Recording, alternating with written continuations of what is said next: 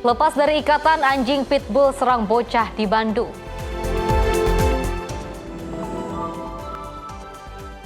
Pimpinan DPR terima audiensi perwakilan AMBP.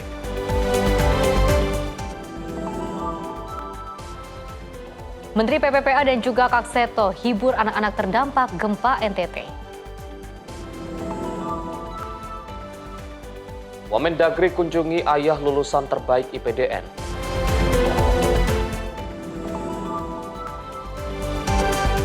Rp1.800 warga Jepang tarik kastil Hirosaki.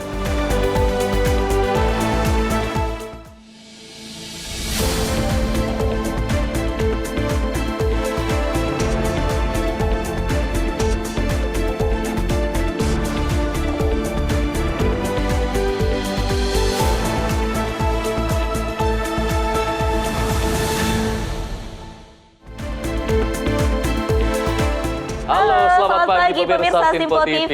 Selamat pagi Ari. Selamat pagi Pesti. Apa kabar pagi hari ini? Baik dan semangat tentunya. Harus baik ya, karena kita berdua akan terus memberikan informasi yang terbaik untuk pemirsa di rumah terkait dengan perpolitikan, ekonomi dan juga berita hiburan lainnya. Termasuk informasi seputar peristiwa hingga isu global dari berbagai belahan dunia. Bersama saya Arif Bebas. Dan saya Pesti Rahmadi, inilah Menyapa Indonesia Pagi. Selengkapnya.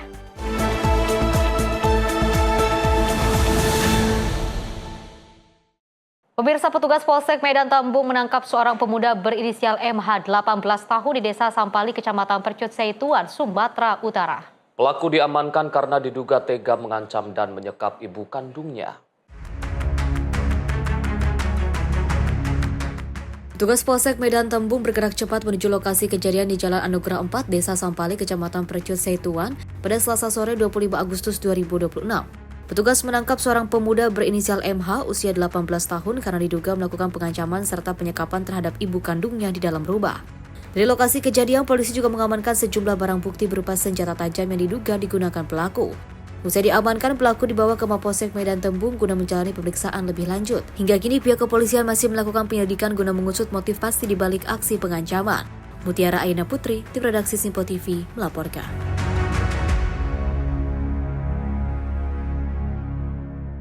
Pemirsa, asik berbelanja dasar di tengah ramainya pengunjung, seorang wanita asal Kendari, Sulawesi Tenggara menjadi korban pencopetan di Pasar Blok B Tanah Abang, Jakarta Pusat. Pelaku diduga komplotan ibu dan anak yang berhasil membawa kabur uang tunai 7 juta rupiah, uang asing pecahan $100 serta sepasang cincin kawin dengan total kerugian mencapai 30 juta rupiah lebih. Kamera pengawas CCTV ini merekam detik-detik aksi pencopetan di sebuah toko pakaian di Pasar Blok B, Tanah Abang, Jakarta Pusat. Sekilas tak ada gerak-gerik mencurigakan dari aktivitas sejumlah pengunjung yang sibuk membeli pakaian. Namun kejanggalan terjadi saat seorang ibu berkerudung merah jambu memepet korban yang memakai kerudung berwarna coklat. Sambil menutupi tas korban dengan baju yang seolah akan dibelinya, pelaku pun beraksi merogoh tas korban. Dari rekaman CCTV, pelaku diduga ditemani anak laki-lakinya yang mengenakan kaos berwarna putih.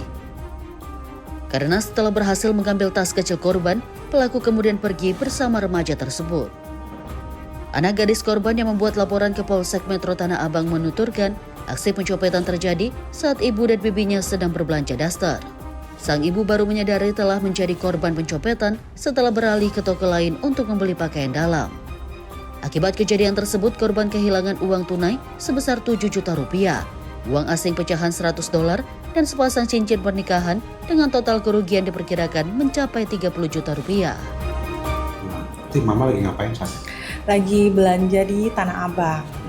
Dia baru datang ke toko itu. Terus mungkin nggak tahu resnya emang kebuka apa dibuka sama ibu-ibu itu. Pas lagi milih-milih, ibunya mepet mamaku kan. Terus habis itu dipepet, diambil kayak gini. Terus mamaku sadarnya itu pas naik ke atas mau beli pakaian dalam, udah gak ada duitnya. Apa aja yang kami? Ada uang sekitar 7 juta atau 8 juta cash. Terus ada uang lagi $100. Terus sama cincin kawin ada 2. Total kerugiannya berapa? Nah, sekitar itulah 20 lebih 30. 30 jutaan. Ya. Saya sih harapannya pengennya baliknya cincinnya aja 2, soalnya cincin kawin kan. Oh, cincin kawin. Cincin kawin, ya? iya.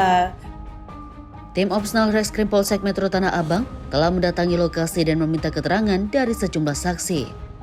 Berbekal rekaman kamera CCTV, petugas juga langsung melakukan pengejaran terhadap komplotan copet ibu dan anak yang telah dikantongi identitasnya.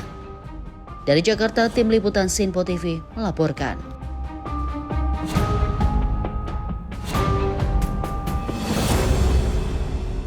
Pemirsa, Satuan Reserse Narkoba Polres Metro Bekasi menciduk 2 pemuda yang tengah memproduksi narkotika jenis sintetis di Gang Ataufik, Desa Babelan, Kota Bekasi. 2 orang diamankan masing-masing berinisial TMF dan ADP. Kasus bermula dari laporan masyarakat mengenai dugaan aktivitas penyalahgunaan dan peredaran narkotika jenis sintetis serta sabu di wilayah Bekasi. Merespon hal tersebut, personel Satres Narkoba melakukan penyelidikan. Satuan Reserse Narkoba Polres Metro Bekasi berhasil menggerebek 2 pemuda yang tengah memproduksi narkotika jenis sintetis di Gang Ataufik, Desa Babelan Kota, Kecamatan Babelan, Kabupaten Bekasi. 2 orang diamankan masing-masing berinisial TMF dan ADP yang merupakan warga Kecamatan Babelan, Kabupaten Bekasi. Dari keduanya, polisi berhasil mengamankan sejumlah barang bukti, diantaranya 39 paket narkotika jenis sintetis dengan berat bruto 104,48 gram. 1 paket diduga narkotika sintetis seberat bruto 11,46 gram. 1 paket narkotika jenis sabu dengan berat 18 gram. Tim redaksi Sinpo TV melaporkan. Pemirsa, seorang pria dianiaya sejumlah terduga pelaku pengedar narkoba di Kota Solok, Sumatera Barat. Korban dianiaya setelah melaporkan adanya aktivitas dugaan peredaran narkoba. 2 dari 3 terduga pelaku berhasil diamankan petugas Satreskrim Polres Solok dan Polres Darmasraya.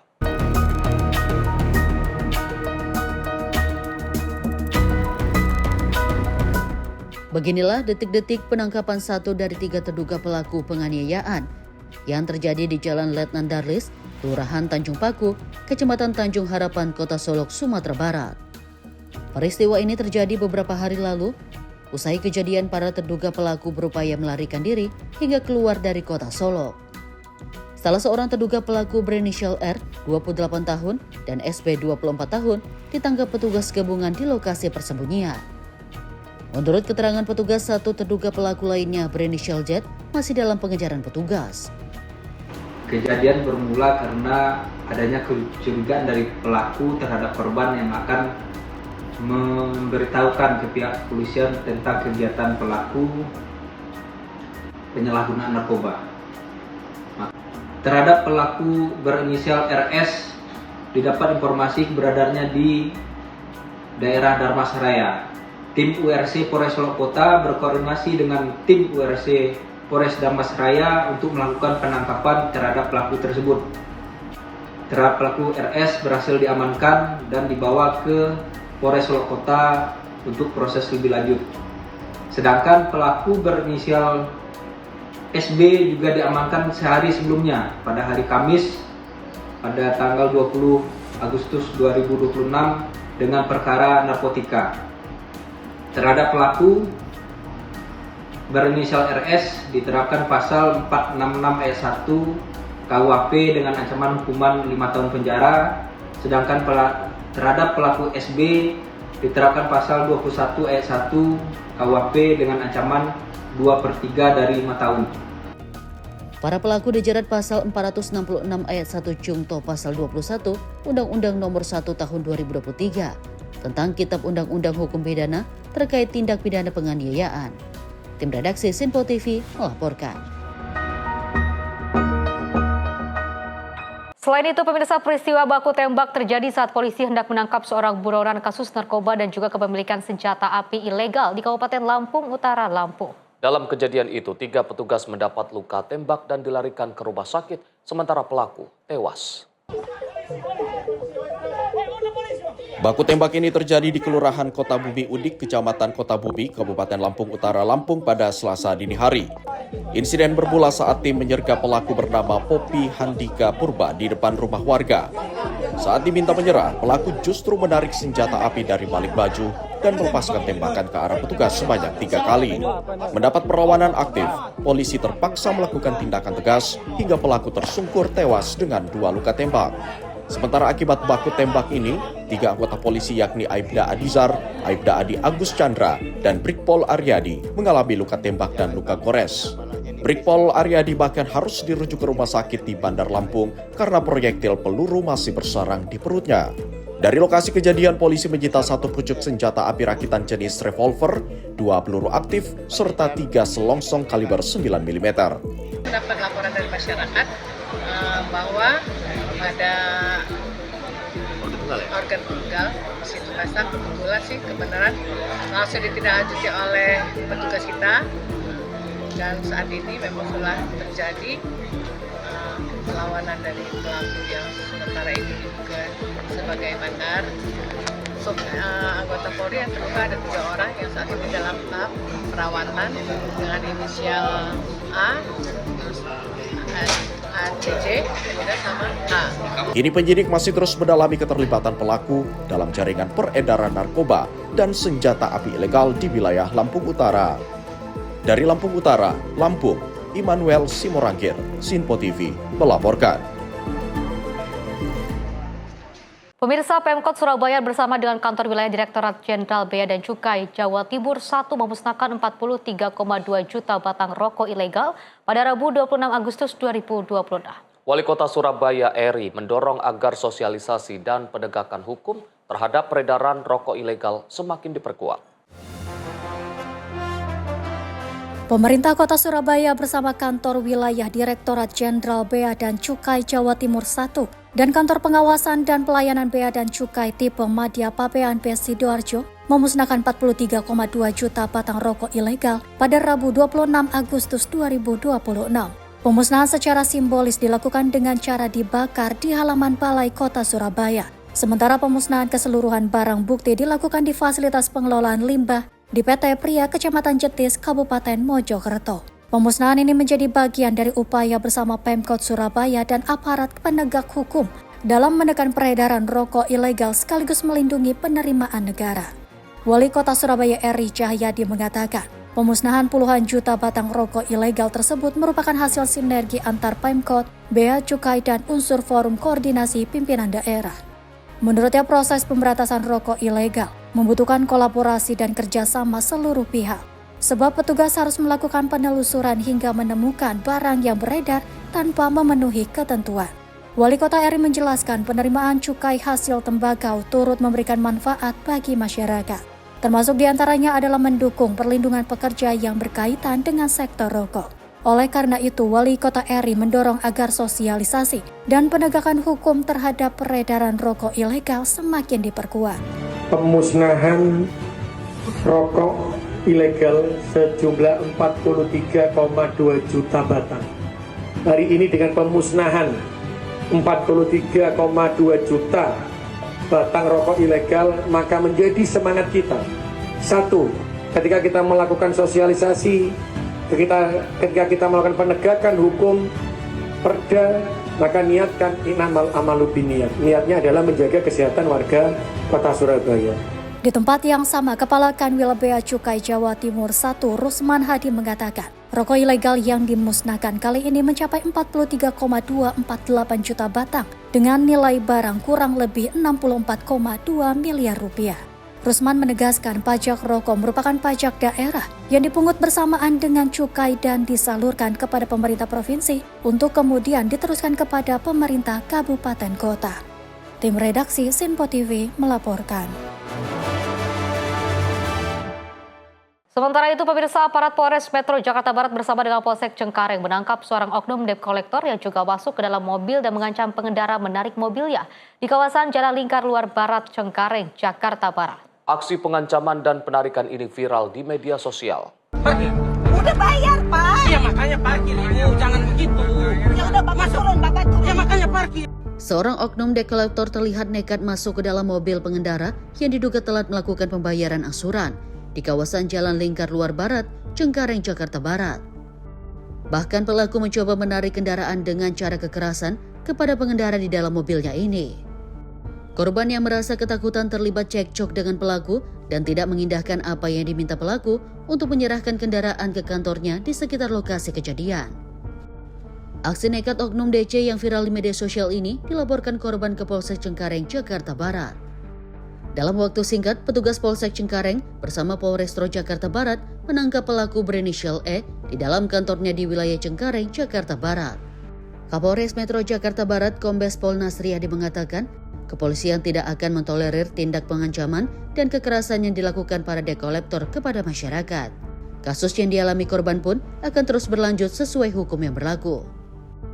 Dari Polsek Cengkareng, Polres Jakarta Barat, di backup sama Satreskrim, mengambil langkah cepat.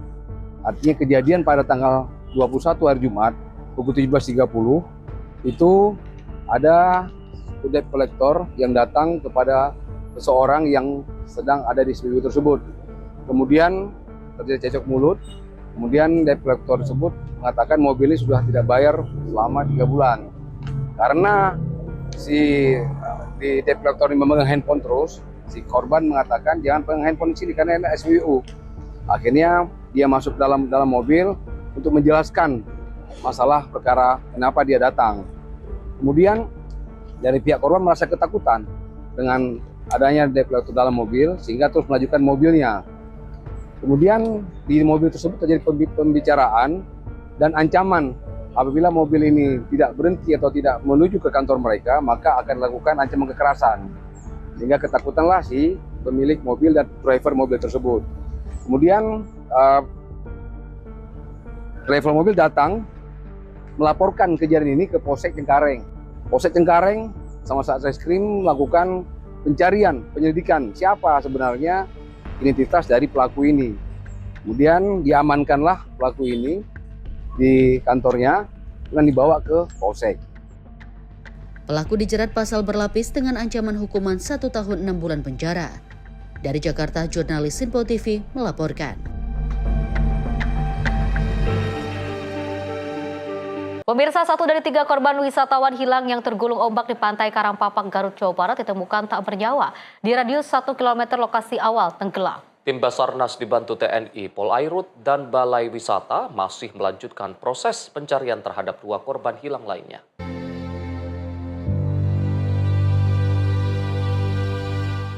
Upaya pencarian wisatawan yang hilang terguling ombak pantai Karangpapak, Kecamatan Cikelet, Garut, Jawa Barat, akhirnya membuahkan hasil.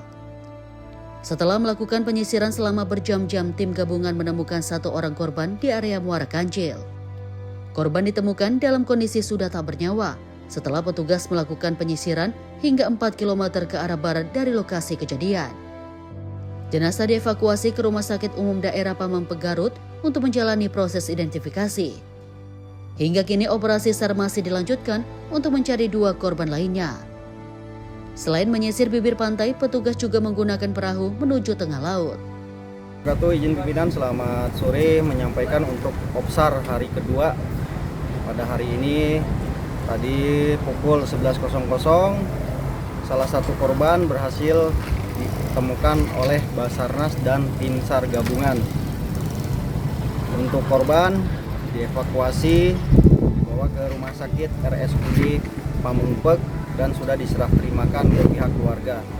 Sampai sore ini pukul 17.00, pencarian masih 2 orang lagi yang masih belum diketemukan. Sebelumnya, 3 orang wisatawan pantai Karangpapak dilaporkan hilang terguling ombak saat bermain air di zona bahaya pada Selasa 25 Agustus 2026 kemarin. Dari Garut, Jawa Barat, Sinpo TV melaporkan.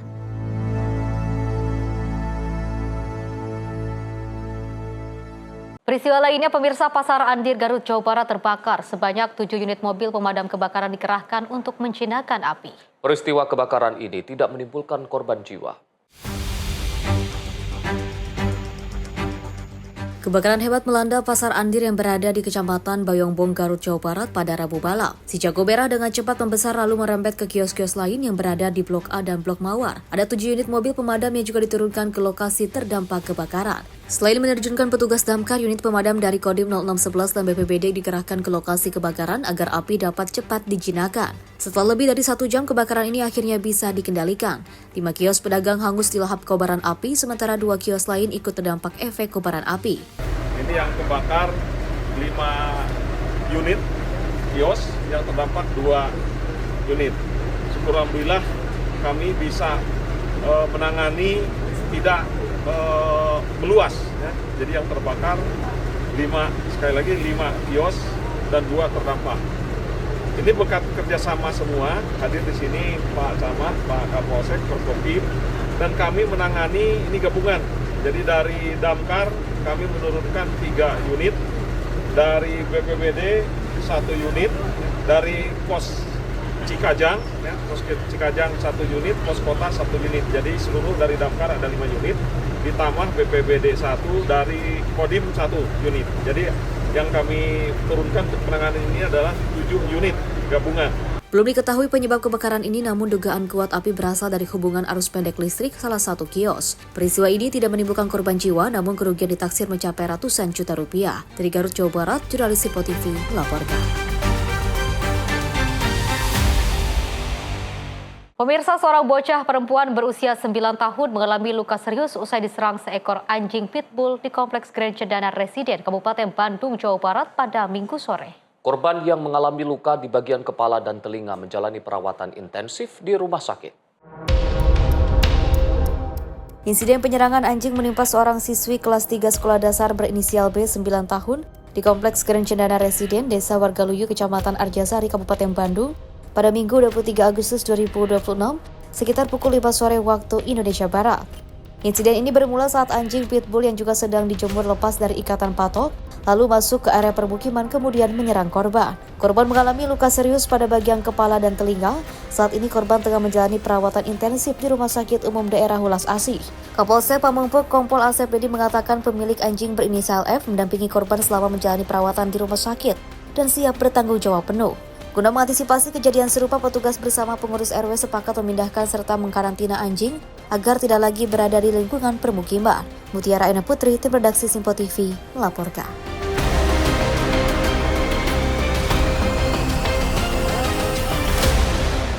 Pemirsa, pimpinan DPR terima audiensi perwakilan AMPB. Informasinya usai jeda berikut ini.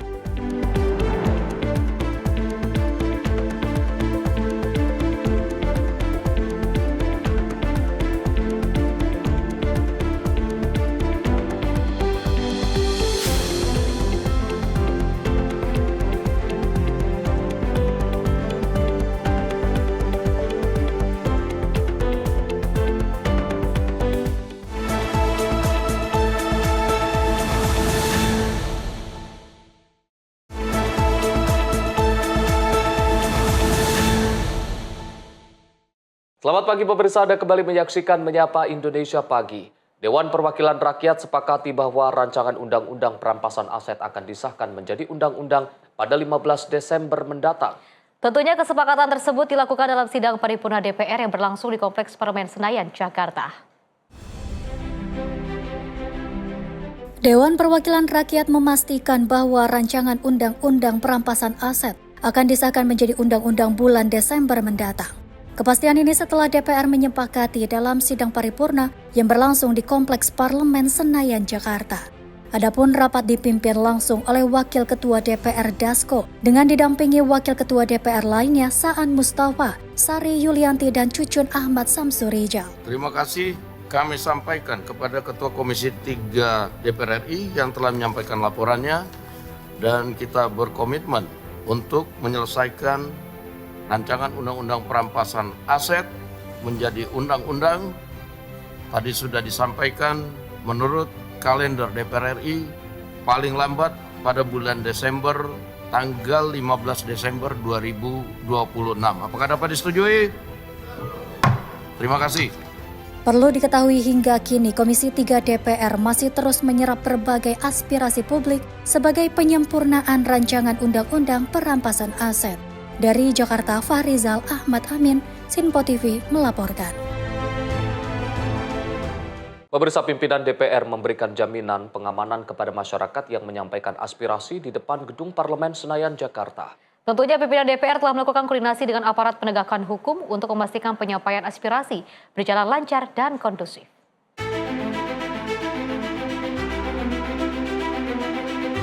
Wakil Ketua Komisi 6 DPR Andre Rosiade menyampaikan bahwa pimpinan DPR akan mengawal langsung pengamanan penyampaian aspirasi yang digelar di depan Gedung Parlemen Senayan, Jakarta. Andre mengatakan pimpinan DPR telah melakukan koordinasi dengan aparat penegak hukum untuk memastikan penyampaian aspirasi berjalan lancar dan kondusif. Tidak hanya itu saja, pimpinan DPR juga memberikan jaminan pengamanan dan perlindungan bagi masyarakat yang menyampaikan aspirasi untuk pulang menuju ke wilayahnya masing-masing. Tadi Pak Dasko sebagai pimpinan DPR juga memberikan jaminan kepada seluruh peserta demonstran bahwa mereka dijamin keselamatannya, dan pimpinan DPR sudah berkoordinasi dengan aparat penegak hukum untuk memberikan perlindungan dan jaminan keamanan kepada teman-teman aliansi untuk kembali pulang ke kampung masing-masing secara aman tanpa ada gangguan maupun hal-hal yang tidak diinginkan. Itu sudah jaminan oleh pimpinan DPR, dan pimpinan DPR sudah melakukan koordinasi dengan aparat penegak hukum. Insyaallah teman-teman aliansi akan pulang didampingi dan dikawal oleh aparat supaya terjamin keselamatannya atas permintaan pimpinan DPR Pak Dasko. Dari Jakarta, Fahrizal Ahmad Amin, Sinpo TV melaporkan. Pemirsa, pimpinan DPR mengajak seluruh masyarakat Indonesia untuk bersama mengawal jalannya pembahasan rancangan undang-undang perampasan aset. Hal ini juga dilakukan agar pengesahannya sesuai dengan tenggat waktu yang telah ditetapkan. Wakil Ketua DPR Saan Mustopa menjelaskan bahwa pemberantasan korupsi di Indonesia telah menjadi komitmen bersama termasuk DPR dan pemerintah sesuai dengan arahan Presiden Prabowo Subianto. Saan mengajak seluruh lapisan masyarakat untuk bersama-sama mengawal jalannya pembahasan RUU perampasan aset. Pasalnya RUU perampasan aset menjadi bagian penting dalam memberantas kasus korupsi. Selain itu, ia menegaskan DPR akan terus membuka ruang bagi masyarakat yang ingin menyampaikan aspirasi atau memberikan masukan. DPR di paripurna tadi sudah menetapkan tenggat waktu terkait dengan soal pengesahan aset RUU perampasan aset tanggal 15 Desember 2026. Dan tentu tadi teman-teman juga meminta soal jaminan, soal kepastian. Tentu yang pertama, mari kita sama-sama kawal. Kita sama-sama kawal, sama-sama jaga, sama-sama awasi secara bersama-sama agar tanggal 15 ini memang benar-benar sesuai dengan komitmen kita bersama. Jadi kita kawal bersama-sama, kita jaga bersama-sama, kita ikuti bersama-sama dari waktu ke waktu agar tadi komitmen ini sama-sama bisa dijalankan. Dari Jakarta, Fahrizal Ahmad Amin, Sinpo TV melaporkan.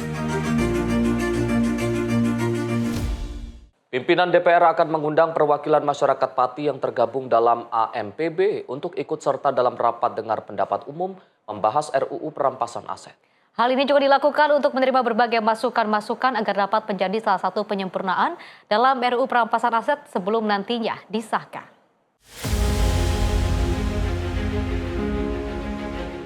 Dewan Perwakilan Rakyat akan menjadwalkan rapat dengar pendapat umum bersama masyarakat Pati yang tergabung dalam AMPB. Rapat dengar pendapat umum ini nantinya akan digelar oleh Komisi 3 DPR untuk membahas perihal rancangan undang-undang perampasan aset. Hal tersebut disampaikan Wakil Ketua DPR Dasko usai menerima audiensi bersama perwakilan AMPB di Kompleks Parlemen Senayan, Jakarta.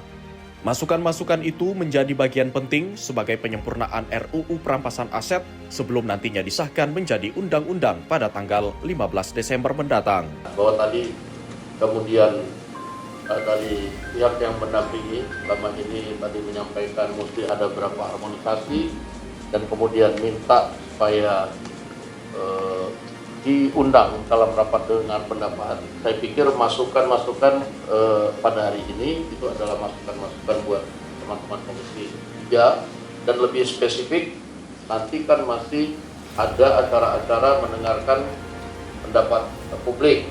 Nah itu bisa nanti diagendakan, nanti tinggal kapan dan waktunya, karena ini kan nanti kalau balik ke Pati waktunya kapan nanti dikonfirmasikan saja supaya nanti kita bisa agendakan untuk menerima masukan-masukan yang lebih komplit untuk memperkaya undang-undang perampasan aset. Dari Jakarta, Fahrizal Ahmad Amin, Sinpo TV melaporkan.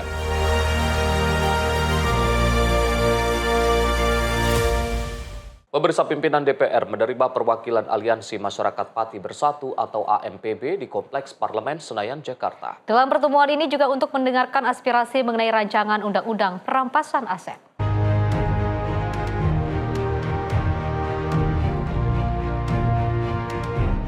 Pimpinan DPR menerima audiensi dari perwakilan Aliansi Masyarakat Pati Bersatu atau AMPB di Kompleks Parlemen Senayan, Jakarta. Audiensi ini membahas mengenai rancangan undang-undang perampasan aset. Wakil Ketua DPR, Dasko, mengatakan pihaknya telah menyepakati bahwa rancangan undang-undang perampasan aset akan disahkan pada 15 Desember mendatang. Hal tersebut merupakan komitmen Dewan Perwakilan Rakyat dalam menyelesaikan pembahasan rancangan undang-undang perampasan aset. Pimpinan DPR menyatakan siap berkomitmen dengan tuntutan masyarakat jika RUU perampasan aset tidak disahkan sesuai waktu yang telah disepakati. Teman-teman sekalian, tadi di dalam rapat paripurna kita sudah sampaikan, disepakati dan disetujui bahwa limit waktu paling lambat untuk rancangan undang-undang perampasan aset itu akan diketok di paripurna pada tanggal 15 Desember 2026. Dan biasanya kalau rapat paripurna ada berita acara, saya sudah minta tadi untuk jadi pegangan kawan-kawan sekalian. Kemudian yang berikut tadi, mungkin ini yang terakhir kalau sudah nggak ada bicara, bahwa kami pimpinan DPR berkomitmen untuk menyelesaikan undang-undang ini tepat waktu. Dan kami tidak ada masalah, tidak ada kekhawatiran untuk kemudian memenuhi tuntutan teman-teman sekalian. Kalau memang tidak selesai, ya kami mundurkan diri, itu tidak ada masalah. Dari Jakarta, Fahrizal Ahmad Amin, Sinpo TV melaporkan.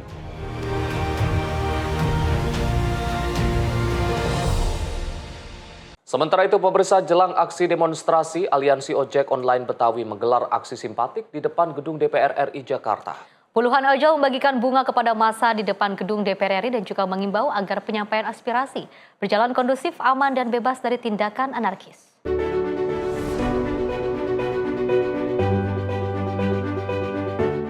Puluhan pengemudi ojek online yang tergabung dalam Aliansi Ojol Betawi berkumpul menyuarakan seruan damai menjelang rencana aksi demonstrasi. Dalam aksi simpatik ini, mereka membagikan bunga kepada para demonstran sebagai simbol pesan kedamaian dan soliditas. Aksi yang berada di bawah naungan Badan Adat Musyawarah Betawi atau BAMUS Betawi, pimpinan Eki Pitung ini mengimbau agar seluruh peserta aksi tetap menjaga kondusivitas Jakarta dan fokus menyuarakan tuntutan tanpa terprovokasi oknum yang tidak bertanggung jawab. Aksi dilakukan sesuai apa yang menjadi tuntutannya, jangan sampai ditunggangi oleh oknum-oknum yang tidak bertanggung jawab. BAMUS Betawi berharap teman-teman semua yang melakukan aksi untuk tetap menjaga solidaritas, jangan sampai anarkis seperti kejadian tahun lalu, adanya tragedi ojol Avan. Kami dari Aliansi Ojol Betawi di bawah naungan Badan Adat Musyawarah Betawi atau BAMUS Betawi pimpinan Bang Eki Pitung, hari ini kami melakukan aksi damai berupa memberikan bunga untuk teman-teman peserta yang akan melakukan aksi di esok hari. Adapun tujuan kami dan himbauan kami kepada teman-teman yang melakukan aksi besok agar aksi boleh, tapi mari kita jaga sama-sama Jakarta, jaga Betawi ini supaya kondusif dan aksi dilakukan dengan sesuai apa yang menjadi tuntutannya. Jangan sampai aksinya ini ditunggangi oleh oknum-oknum yang tidak bertanggung jawab. Aliansi Ojol Betawi juga mengingatkan penanganan aspirasi sebelumnya yang pernah difasilitasi hingga tingkat DPR RI. Berharap aksi ini berjalan tertib demi kenyamanan seluruh warga masyarakat di ibu kota. Dari Jakarta, jurnalis Sinpo TV melaporkan.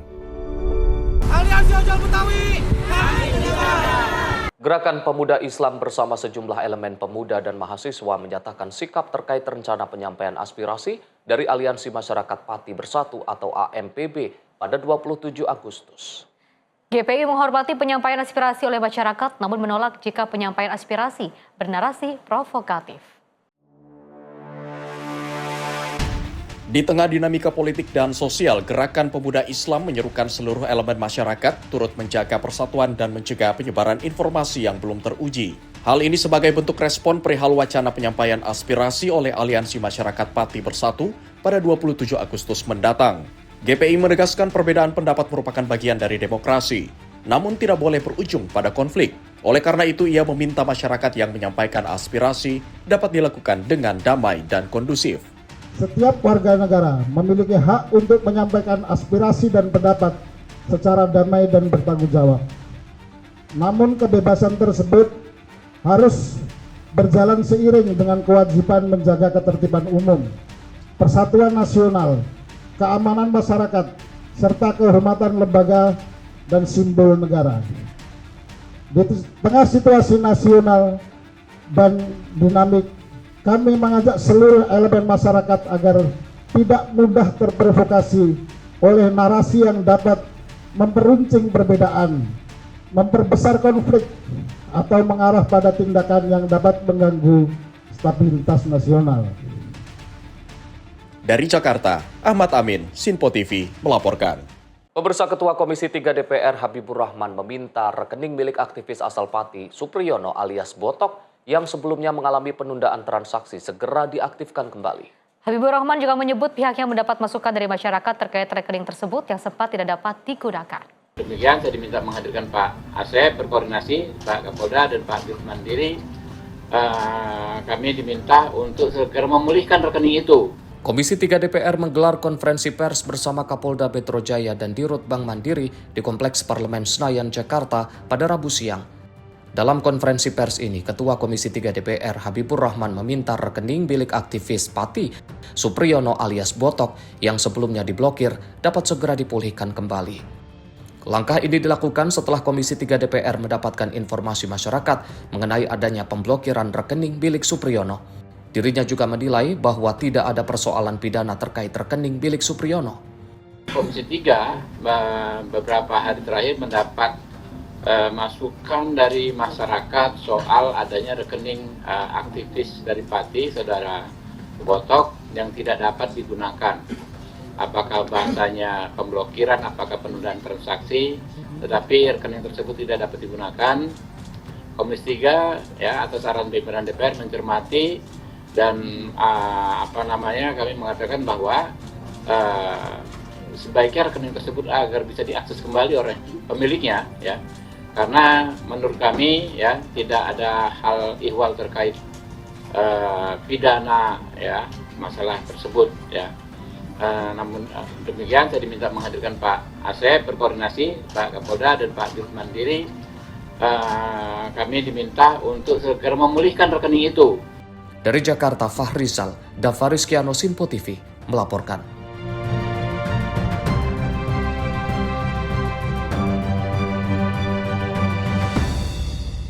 Kita beralih ke informasi lain. Pemirsa, Direktorat Jenderal Imigrasi mengamankan seorang warga negara Rusia berinisial AP setelah kedapatan merekam aksi demonstrasi KNPB di Wamena, Papua Pegunungan.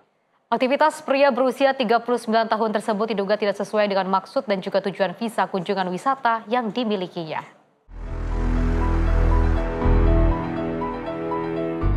Warga negara Rusia berinisial AP diamankan Direktorat Jenderal Imigrasi setelah kedapatan merekam aksi demonstrasi KNPB di Wamena, Papua Pegunungan pada 15 Agustus lalu. Aktivitas pria berusia 39 tahun ini diduga tidak sesuai dengan visa kunjungan wisata yang dimilikinya. Berdasarkan catatan imigrasi, AP diketahui telah sekitar 10 kali mengunjungi Papua dalam periode 2024 hingga 2026. Dalam pemeriksaan, petugas menemukan dokumentasi aksi demonstrasi di perangkat elektronik milik AP. Petugas juga menemukan berkas tawaran kontrak pembuatan foto dan video. Pada petugas, AP mengaku dokumentasi tersebut akan digunakan sebagai konten di media sosial. Hingga kini imigrasi masih mendalami riwayat perjalanan AP, termasuk pihak yang ditemui, lokasi yang dikunjungi, serta aktivitas dan publikasi digitalnya. AP kini ditempatkan di ruang detensi imigrasi dan masih didalami atas dugaan penyalahgunaan izin tinggal sebagaimana diatur dalam Undang-Undang Keimigrasian. Tim redaksi Sinpo TV melaporkan. Pemirsa, Menteri PPPA dan Kak Seto hibur anak-anak terdampak gempa NTT. Simak informasinya usai jeda. Tetaplah bersama kami di Menyapa Indonesia Pagi.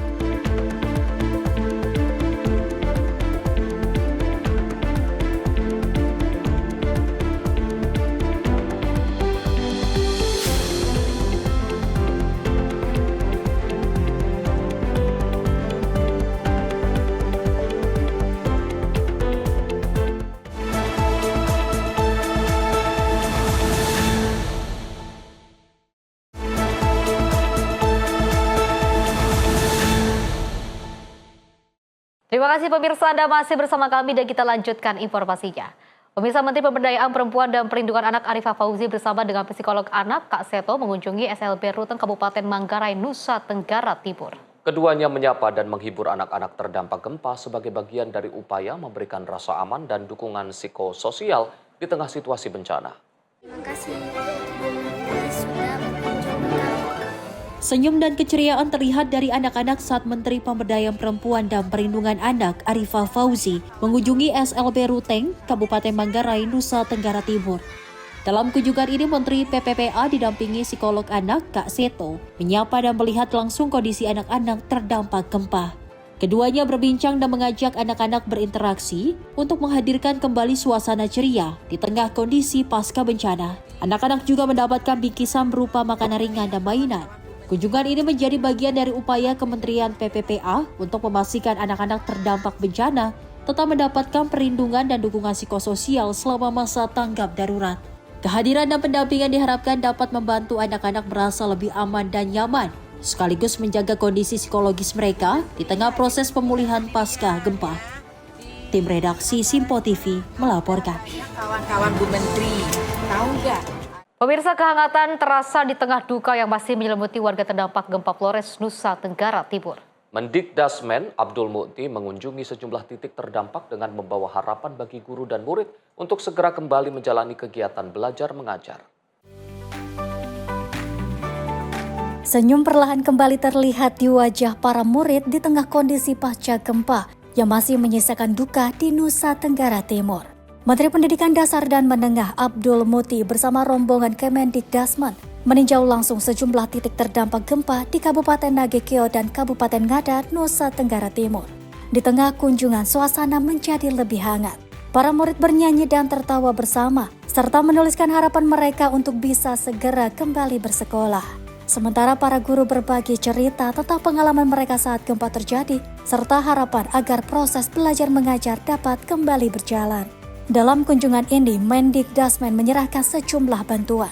Di antaranya 9.400 buku non-teks, 495 school kit, 30 family kit, 1.000 kaos, 1.650 paket makanan, serta bantuan tunai. Bantuan ini disambut antusias oleh para guru dan murid. Di tengah upaya memulihkan bangunan dan fasilitas pendidikan, semangat para guru dan murid untuk kembali ke sekolah pun perlahan tumbuh. Dari Nagekeo dan Ngada, harapan itu sederhana, bisa kembali belajar, mengajar, dan menjalani hari-hari di sekolah dengan tenang. Tim redaksi Simpo TV melaporkan. Selain itu, pemirsa, Menteri SDM Bahlil Lahadalia meninjau langsung penanganan pemerintah di lapangan berdikari Kabupaten Nagekeo NTT pada Rabu 26 Agustus 2026. Kementerian ESDM menyiapkan 48 genset untuk fasilitas kesehatan di 7 kabupaten terdampak gempa dan tsunami Nusa Tenggara Timur. Kementerian SDM menyiapkan 48 genset untuk fasilitas kesehatan di 7 kabupaten terdampak gempa dan tsunami Nusa Tenggara Timur. Langkah tersebut dilakukan untuk menjaga layanan kesehatan tetap berjalan selama masa tanggap darurat bencana. Dukungan energi itu disampaikan Menteri SDM Bahlil Lahadalia saat mendampingi Presiden Prabowo Subianto meninjau masyarakat terdampak. Peninjauan berlangsung sekaligus melihat penanganan pemerintah di lapangan berdikari Kabupaten Nagekeo, NTT. Pada Rabu 26 Agustus 2026.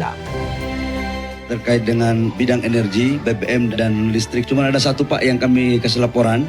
Kami kirim 48 genset dari SDM untuk tenda-tenda yang puskesmasnya nggak masuk. Mungkin ini mereka udah trauma di dalam gedung, jadi bikin di luar. Gensetnya kita pakai yang silent Pak, supaya tidak mengganggu mereka dalam berobat. Sebanyak 48 genset tersebut akan disalurkan ke 7 kabupaten terdampak bencana di wilayah Nusa Tenggara Timur. Kementerian SDM bersama pelaku usaha sektor SDM juga telah mendirikan sekitar 30 posko tanggap darurat. Posko tersebut disiapkan untuk mendukung penanganan masyarakat dan menjaga kebutuhan dasar tetap terpenuhi selama kondisi darurat. Dukungan energi terutama diarahkan agar pelayanan kesehatan dapat terus berjalan di lokasi terdampak bencana. Program SDM Siaga Bencana telah berjalan sejak 16 Agustus 2026 dengan mengerahkan personel dan bantuan kemanusiaan. Bantuan tersebut disalurkan untuk mendukung penanganan masyarakat di sejumlah wilayah terdampak bencana NTT. Dukungan kemanusiaan yang diberikan mencakup pencarian dan pertolongan, layanan kesehatan, serta pemenuhan kebutuhan logistik masyarakat. Pelaksanaan bantuan dilakukan sebagai bagian penanganan selama masa tanggap darurat menuju proses pemulihan. Tim redaksi Sinpo TV melaporkan. Pemirsa, Kementerian Pekerjaan Umum melalui Balai Wilayah Sungai BWS Kalimantan II bergerak cepat tentunya untuk menangani kejadian kebakaran hutan dan lahan di Kalimantan Tengah. Tim BWS Kalimantan II kerahkan personil pompa dan peralatan mekanis hingga dukungan suplai air. Kementerian Pekerjaan Umum melalui Balai Wilayah Sungai Kalimantan II turut mendukung penanganan kebakaran hutan dan lahan di Jalan Tampung Penyang 13 Kecamatan Jekan Raya, Kota Palangkaraya, Kalimantan Tengah pada Senin 24 Agustus 2026. Dengan melibatkan 4 personil, BWS Kalimantan II membantu pemadaman serta mendukung suplai air sebanyak 2 unit tangki berkapasitas 4.000 liter dengan 3 kali pengiriman dari Perumdam Tirta Bahala Palangkaraya. Berkat sinergi bersama BPBD dan juga instansi terkait, api berhasil dipadamkan dan juga dilokalisir sehingga tidak meluas ke area sekitar.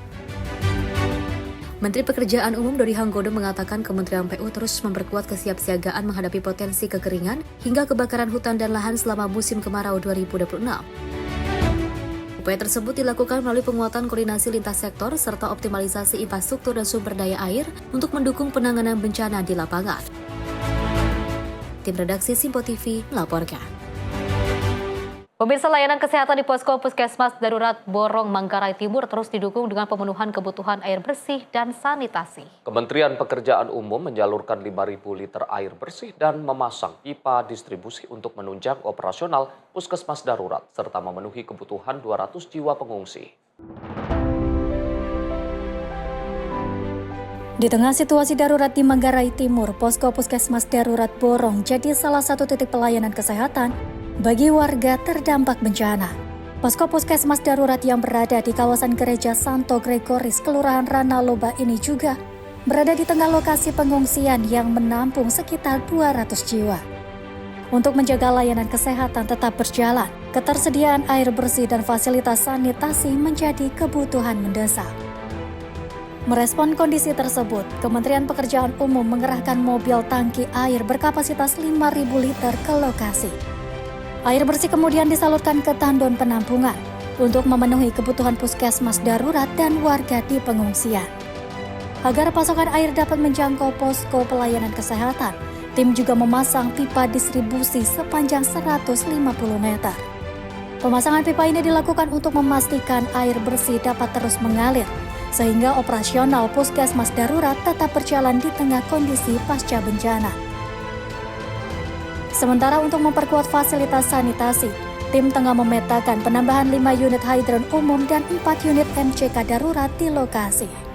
Pemenuhan air bersih dan sanitasi menjadi bagian penting dalam menjaga kebersihan, kesehatan serta keselamatan pasien dan warga di pengungsian. Tim redaksi Sinpo TV melaporkan.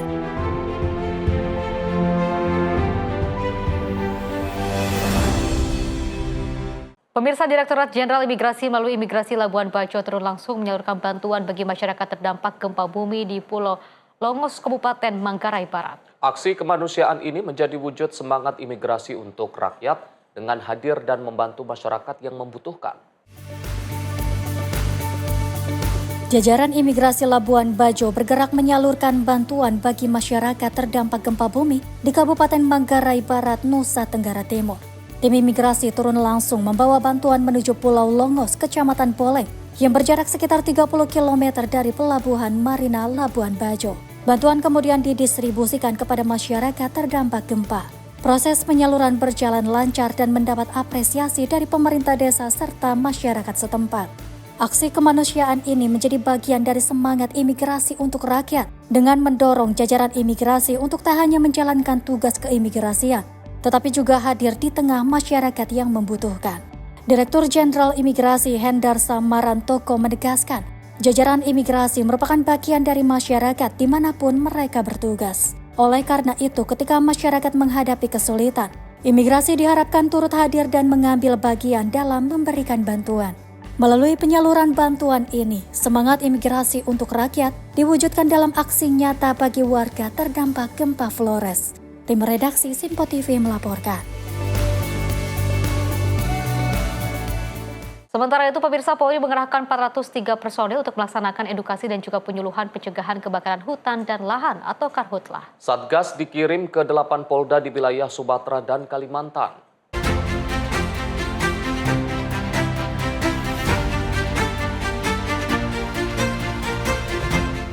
Polri menggelar apel pemberangkatan Satgas Penyuluhan dan Edukasi Pencegahan Kebakaran Hutan dan Lahan. Sebanyak 403 personel diberangkatkan ke 8 Polda di wilayah Sumatera dan Kalimantan. 8 Polda tersebut yaitu Polda Kalimantan Utara, Kalimantan Barat, Kalimantan Timur, Kalimantan Selatan, Kalimantan Tengah, serta Polda Sumatera Selatan, Jambi, dan Riau. Pengerahan Satgas ini merupakan tindak lanjut arahan Presiden untuk meningkatkan edukasi kepada masyarakat guna meminimalisir terjadinya kebakaran hutan dan lahan. Polri menyebut salah satu penyebab karhutla yang terjadi adalah kelalaian manusia.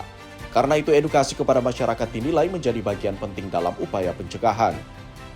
Selain edukasi, penanganan karhutla juga akan dilakukan secara terintegrasi dengan langkah penindakan dan penegakan hukum. Para personel juga telah dibekali berbagai sarana edukasi, mulai dari laptop, layar, hingga flyer dan brosur. Materi edukasi akan disampaikan langsung kepada masyarakat dan bahan sosialisasi juga akan ditempel di sejumlah tempat umum. Polri berharap edukasi ini dapat meningkatkan kesadaran masyarakat untuk bersama-sama menjaga kelestarian hutan dan mencegah terjadinya kebakaran hutan dan lahan. Pagi hari ini kita melaksanakan apel pemberangkatan Satgas Penyuluhan dan Edukasi Pencegahan Kebakaran Hutan dan Lahan yang merupakan tindak lanjut dari arahan Bapak Presiden untuk memberikan edukasi kepada masyarakat dalam rangka meminimalisir terjadinya kebakaran hutan dan lahan sebagaimana yang kita ketahui beberapa waktu lalu Bapak Presiden melakukan kunjungan dan memerintahkan langsung kepada Bapak Kapolri untuk menurunkan Satgas edukasi untuk memberikan penyuluhan kepada masyarakat guna mencegah kebakaran hutan. 403 personil kita akan dorong pagi hari ini ke 8 Polda, masing-masing Polda, seluruh Polda Kalimantan, kemudian Polda Sumatera Selatan, kemudian Polda Jambi dan Polda Riau. Kita sudah bagi dan nanti pelaksanaan mereka akan dikoordinir oleh Polda setempat sebagai bentuk dari cara upaya terintegrasi baik itu dari langkah edukasi maupun langkah penindakan atau penegakan hukum. Tim redaksi Sinpo TV melaporkan. Pemirsa, Satgas Karhutla Lanut Iskandar bergerak cepat menangani kebakaran lahan di Kota Waringin Barat, Kalimantan Tengah. Personel TNI Angkatan Udara bersama warga berjibaku memadamkan api sekaligus mencegah kebakaran meluas ke area sekitar. Satgas Karhutla Lanut Iskandar merespon cepat laporan kebakaran lahan di wilayah Kota Waringin Barat, Kalimantan Tengah. Kebakaran terjadi di wilayah Tatas, Kelurahan Baru, Kecamatan Arut Selatan pada Selasa 25 Agustus 2026. Usai mendapatkan informasi, personel Satgas segera bergerak menuju ke lokasi dan berkoordinasi dengan warga untuk melakukan pemadaman api. Personel TNI Angkatan Udara dan masyarakat bersama-sama mengerahkan peralatan yang tersedia untuk mengendalikan titik api. Upaya ini dilakukan untuk mempercepat pemadaman sekaligus menghindari api menjalar ke area di sekitar lokasi kebakaran. Dalam keterangannya, Komandan Lanut Iskandar Letkol Penerbangan Nugroho Triwidianto menegaskan, kesiapsiagaan dan sinergi dengan masyarakat menjadi kunci dalam penanganan karhutla. Upaya pemadaman terus dilakukan secara bersamaan untuk memastikan titik api dapat dikendalikan dan tidak meluas. Jihan Nabila, Sinpo TV melaporkan. Pemirsa, ribuan warga menggelar sholat istiqo untuk memohon turunnya hujan. Dan doa turun hujan dipanjatkan seiring dengan kondisi kabut asap yang kian masif menyelimuti sejumlah wilayah Sumatera Selatan akibat karhutlah. Ribuan warga dari berbagai kalangan memadati lapangan Gria Agung Palembang, rumah dinas Gubernur Sumatera Selatan untuk mengikuti sholat istisqo. Sejak pagi warga mulai berdatangan dengan mengenakan pakaian sederhana. Mereka bersama-sama menunaikan sholat istisqo, memohon agar segera diturunkan hujan. Suasana khusyuk terlihat saat jemaah mengikuti rangkaian sholat dan khotbah istisqo. Doa turun hujan dipanjatkan seiring dengan kondisi kabut asap yang kian masif menyelimuti sejumlah wilayah Sumsel akibat karhutla. Kabut asap tidak hanya mengganggu aktivitas masyarakat, namun juga berdampak terhadap kualitas udara. Melalui sholat istisqo ini, masyarakat berharap hujan segera turun sehingga kabut asap dapat berkurang dan titik-titik api akibat karhutla bisa segera padam. Seperti yang kita lihat bersama, begitu ramai masyarakat, tokoh-tokoh masyarakat, para pejabat, TNI, Polri juga bergabung dalam kita melaksanakan sholat istisqo. Kita bersimpuh di hadapan Allah SWT untuk mohon diberikan hujan. Setelah upaya-upaya kita secara lahiriah kita laksanakan dari tingkat desa sampai presiden membantu kita, satgas tingkat provinsi, tingkat kabupaten kota sudah bergerak. Hanya kita tentu tidak boleh terlalu percaya diri dengan upaya tanpa ada ridho Allah SWT. Sebab itu kita mohon ridho, mohon ampun, mohon diberikan hujan, bukan hanya untuk menghilangkan asap, tapi langsung. Selain berdoa, masyarakat juga diimbau untuk turut menjaga lingkungan serta tidak melakukan pembakaran hutan dan lahan yang dapat memicu meluasnya karhutla. Dari Palembang, Sumatera Selatan, Yudo Handoko, Sinpo TV melaporkan. Pemirsa, Wamendagri kunjungi ayah lulusan terbaik IPDN. Informasinya usai jeda berikut ini.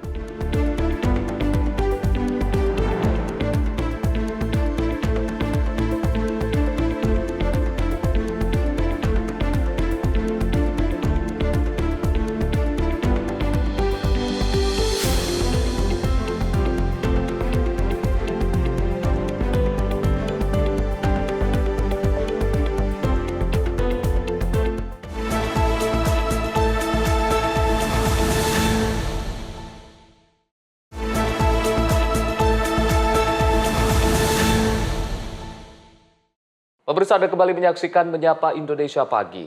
Presiden Prabowo membuka langsung Muktamar ke-35 Nahdlatul Ulama di Pondok Pesantren Bahrul Ulum Kota Jombang, Jawa Timur pada Kamis petang. Nantinya hasil pada Muktamar ini akan menetapkan pimpinan baru Nahdlatul Ulama periode 2026-2031 mendatang. Dan Nahdlatul Ulama yang menentukan stabilitas, keamanan, perdamaian, dan masa depan bangsa Indonesia. Muktamar ke-35 Nahdlatul Ulama kali ini merupakan gelaran muktamar pertama di abad kedua. Presiden Prabowo Subianto menyoroti organisasi Nahdlatul Ulama memiliki kaitan erat dengan semangat perjuangan kemerdekaan Indonesia di masa lampau. Adapun pembukaan ini turut diikuti Wakil Presiden Gibran Rakabuming Raka, jajaran Kabinet Merah Putih, hingga pimpinan MPR RI. Penyelenggaraan Muktamar ke-35 Nahdlatul Ulama ini akan bergulir hingga Sabtu esok, sekaligus mengumumkan Ketua Umum PBNU yang terpilih untuk masa bakti 2026 hingga 2031. Hadir selalu dalam kejadian-kejadian bangsa ini, dalam krisis-krisis bangsa ini, Nahdlatul Ulama selalu hadir, dan Nahdlatul Ulama yang menentukan stabilitas, keamanan, perdamaian, dan masa depan bangsa Indonesia.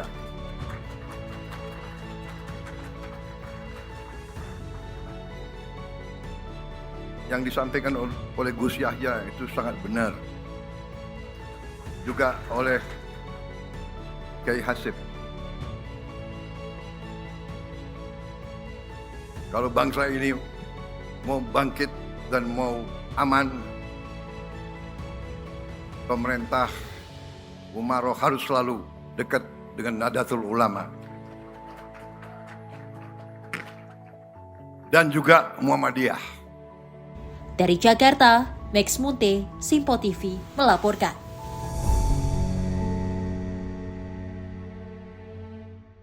Sementara itu, pemirsa, kisah perjuangan Muhammad Thorik, anak seorang petani yang berhasil menjadi salah satu lulusan terbaik IPDN Angkatan 33 tahun 2026 mendapat perhatian dari Wakil Menteri Dalam Negeri, Bima Arya. Bima Arya juga mengunjungi rumah sederhana keluarga Muhammad Thorik di Desa Pajerukan, Kabupaten Banyumas, Jawa Tengah.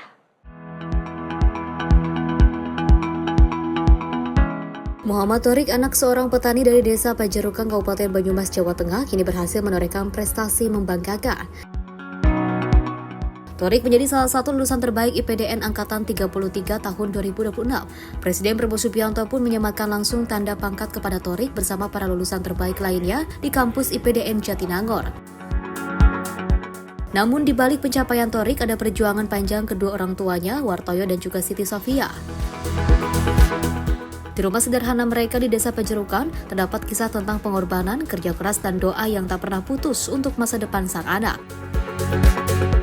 Sebagai seorang petani, Wartoyo tak ingin keterbatasan ekonomi menghentikan langkah anaknya dengan menjual rumput untuk pakan ternak. Dari hasil tersebut, Wartoyo juga berhasil menyisihkan uang sebesar Rp400.000 untuk menjadi bekal Thorik berangkat mengikuti tes IPDN. Yang pertama, selamat ya. Putranya Thorik, hebat, lulus dengan nilai yang terbaik dari PDN. Terutama ibu yang nggak ada. Oh, doa ibunya. Istiqomah aja. Iya. Doa istiqomah siang malam. Agar anaknya itu berguna lah bagi bangsa. Di keseharian saya kayak gini. Ditanami apa, Pak? Itu kemarin saya tanam talas. Dulu saya pernah tanam cabai. Saya juga pernah PP. Kemarin saya jual untuk sampai ke sana, Pak. Kini perjuangan itu membuahkan hasil. Thorik tak hanya berhasil menyelesaikan pendidikan di IPDN, namun juga dinobatkan sebagai salah satu lulusan terbaik. Dari rumah sederhana di Banyumas, Thorik membuktikan bahwa keterbatasan bukanlah penghalang untuk meraih cita-cita. Ada kerja keras, ada pengorbanan, dan ada doa orang tua yang menjadi kekuatan di balik setiap langkahnya. Selamat untuk Muhammad Thorik, semoga prestasi ini menjadi awal dari pengabdian yang panjang, amanah, dan membawa manfaat bagi masyarakat. Tim redaksi Simpo TV melaporkan. Kita beralih ke informasi lain, pemirsa, gempa susulan masih terjadi di Manggarai, Nusa Tenggara Timur. Namun kondisi ini tak menghentikan tim medis untuk memberikan penanganan kepada pasien. Di Rumah Sakit Lapangan Kementerian Kesehatan Bandara Ruteng, tim medis tetap memberikan pelayanan termasuk melakukan operasi ortopedi bagi pasien yang juga membutuhkan tindakan lebih lanjut. Di tengah situasi pasca gempa di Manggarai, pelayanan kesehatan di Rumah Sakit Lapangan Kementerian Kesehatan Bandara Ruteng tetap berjalan. Rumah sakit lapangan ini tak hanya memberikan pelayanan kesehatan, namun juga mampu melakukan tindakan operasi bagi pasien yang membutuhkan. Salah satunya operasi ortopedi terhadap pasien yang mengalami patah tulang lengan atas. Operasi ini menjadi tindakan ortopedi pertama yang dilakukan tim medis di Rumah Sakit Lapangan Kemenkes Bandara Ruteng. Meski dilakukan di tengah situasi pasca gempa, operasi berjalan lancar dan pasien menjalani proses pemulihan dengan baik. Kami baru saja melakukan operasi humerus patah tulang di lengan atas di Rumah Sakit Lapangan Kemenkes Bandara Ruteng. Ini pertama kalinya kita melakukan operasi di sini. Alhamdulillah operasi berjalan lancar, kemudian pasien mengalami pemulihan dengan baik. Nah, harapannya memang rumah sakit ini bisa menjadi bantuan dan bisa menjadi jalan keluar untuk masyarakat Ruteng khususnya dan masyarakat Flores pada umumnya, sehingga mungkin untuk sebulan ke 2 bulan ke depan bisa membantu masyarakat di sini.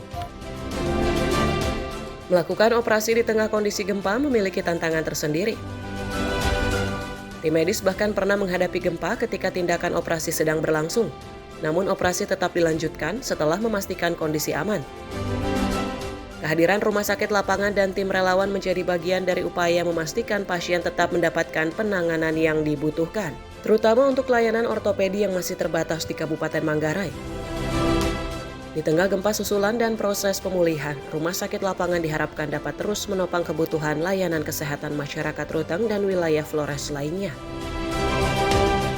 Tim redaksi Sinpo TV melaporkan. Pemerintah Provinsi DKI Jakarta tengah menyiapkan penerbitan obligasi daerah dengan target dana mencapai angka 5,6 triliun rupiah. Dana segar ini rencananya akan dialokasikan untuk 2 proyek strategis, yakni pengembangan LRT Jakarta rute Manggarai Duku atas senilai 2,7 triliun rupiah, sementara sisanya akan difokuskan untuk melanjutkan proyek infrastruktur kesehatan rumah sakit sumber waras.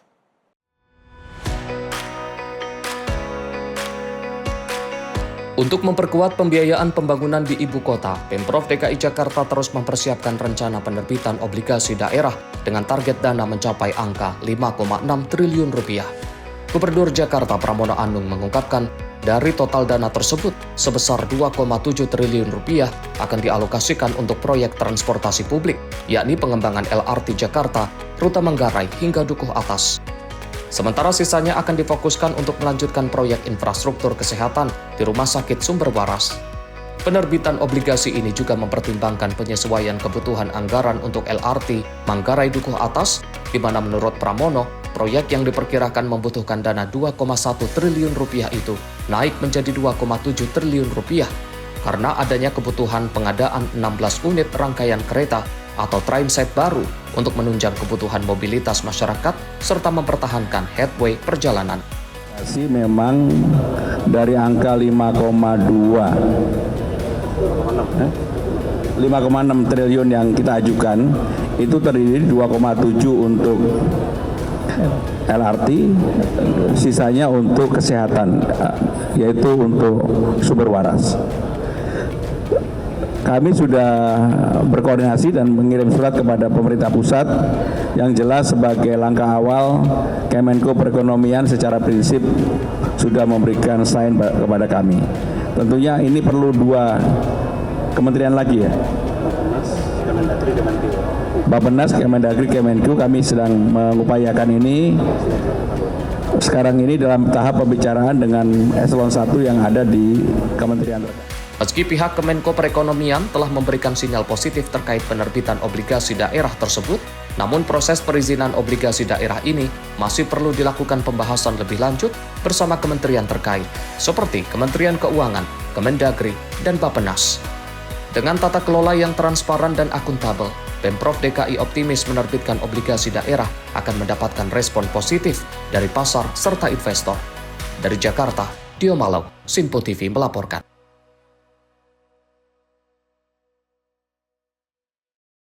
Wakil Menteri Pariwisata Niluh Puspa mendorong potensi Kampung Kumugima Jayawijaya menjadi daya tarik wisata. Menurutnya kekayaan budaya di Kumugima masih hidup dan juga dijaga oleh masyarakat adat setempat.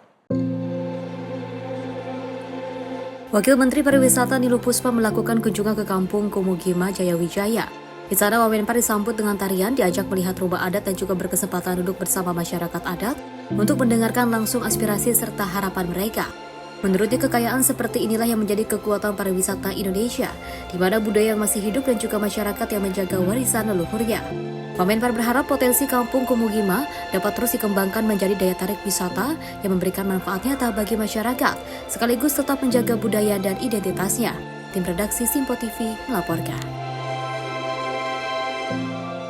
Pemirsa, Kementerian Perdagangan memulai rangkaian Road to Harbolnas 2026 sebagai langkah mendorong pertumbuhan ekonomi dan daya beli masyarakat. Menteri Perdagangan Budi Santoso menyebut Harbolnas 2026 ini akan digelar 10 hingga 16 Desember dengan melibatkan pemerintah, pelaku usaha, platform digital hingga UMKM.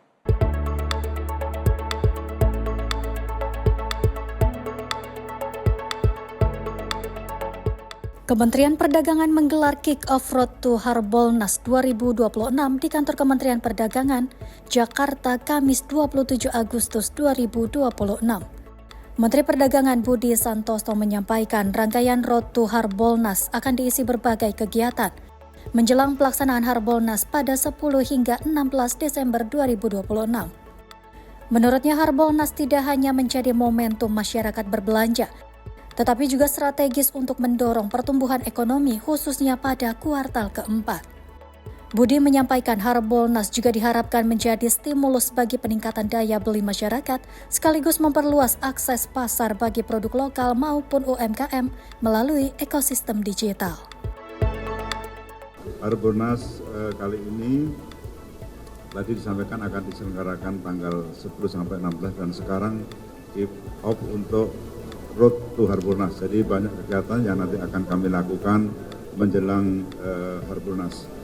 Harbolnas bukan sekedar momentum untuk berbelanja, tetapi juga merupakan momentum strategis untuk mendorong pertumbuhan ekonomi khususnya di kuartal 4, kemudian juga menjadi stimulus peningkatan daya beli masyarakat menjelang akhir tahun dan juga memperluas akses pasar bagi produk lokal, produk UMKM kita di pasar digital, khususnya produk-produk di dalam negeri. Kemudian juga Harbolnas 2026 diarahkan untuk berkembang menjadi kampanye nasional bersama dengan melibatkan pemerintah daerah, para pelaku usaha, platform digital dan asosiasi komunitas serta media dan masyarakat. Dan teman-teman media bahwa retail modern baik itu offline maupun online ini merupakan jembatan dari industri hulu ke konsumen akhir, sehingga kegiatan-kegiatan seperti ini terus kita lakukan untuk menjembatani antara hulu dan konsumen akhir, sehingga industri hulu terus berkembang dan juga pelayanan atau perilaku konsumen yang terus berkembang dapat kita antisipasi oleh pedagang dengan baik. Melalui Harbolnas, pemerintah berupaya memperkuat konektivitas tersebut agar perkembangan industri dalam negeri dan perubahan perilaku konsumen dapat diantisipasi secara bersamaan. Dari Jakarta, Jihan Nabila, Azizul Hakim, Sinpo TV melaporkan. Kawasan perbatasan Indonesia perlahan meninggalkan citra sebagai daerah terisolasi. Pemerintah pun juga kini menempatkan perbatasan Indonesia sebagai bagian penting dari wajah dan pertumbuhan Indonesia.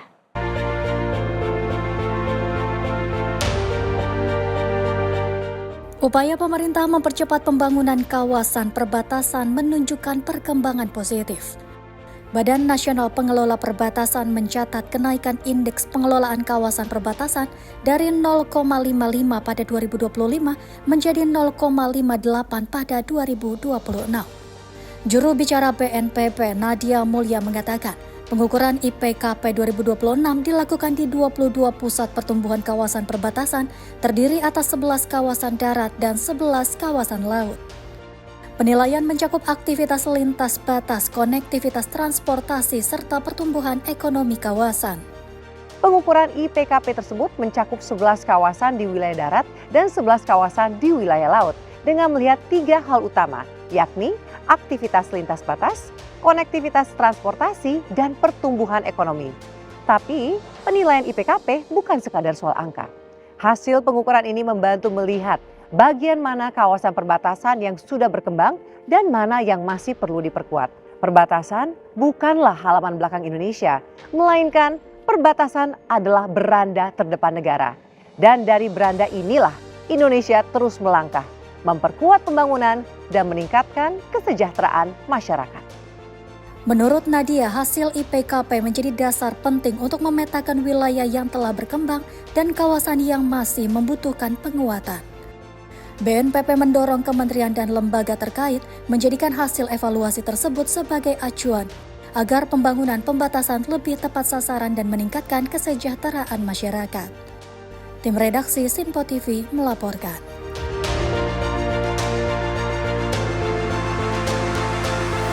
Bersama Mensos Agus Jabo Priyono menekankan tugas pokok sentra-sentra di bawah naungan Kemensos adalah memberikan layanan rehabilitasi sosial bagi kelompok rentan. Kemensos juga membagi kelompok rentan atas faktor ekonomi dan sosial itu ke dalam 12 penerima atensi sosial.